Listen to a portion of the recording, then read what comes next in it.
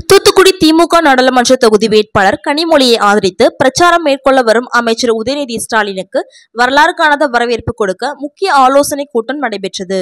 தூத்துக்குடியில் கிழக்கு ஒன்றிய இந்தியா கூட்டணி தலைமை தேர்தல் காரியாலய அலுவலகத்தில் கூட்டம் நடைபெற்றது. மாப்பிள்ளையூரணி ஊராட்சிக்கு உட்பட்ட சவேரியார்புரம் பகுதியில் கிழக்கு ஒன்றிய தேர்தல் அலுவலகத்தில் கிளை செயலாளர் மற்றும் கட்சி நிர்வாகிகளுக்கு சிறப்பு கூட்டம் நடந்தது. இந்த கூட்டத்தில் ஒட்டப்பிடாரம் சட்டமன்ற உறுப்பினர் சண்முகையா தலைமை தாங்கினார். இதில் திமுக கிழக்கு ஒன்றிய செயலாளரும் மாப்பிள்ளையூரணி பஞ்சாயத்து தலைவருமான சரவணகுமார், முன்னாள் எம்எல்ஏ டேவிட் செல்வின் ஆகியோர் முன்னிலை வகித்தனர்.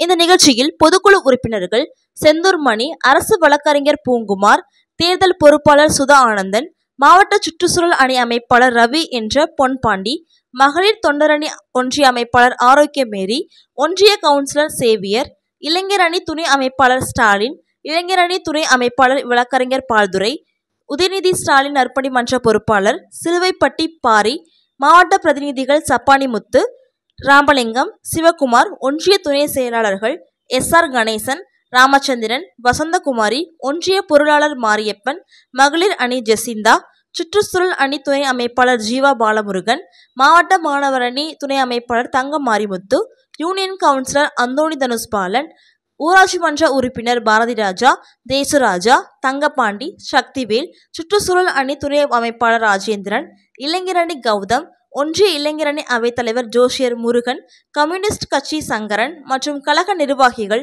கிளை கழக செயலாளர், ஒன்றிய மகளிர் அணி, இளைஞர் அணி மற்றும் கூட்டணி கட்சியினர் உட்பட பலர் கலந்து கொண்டனர்.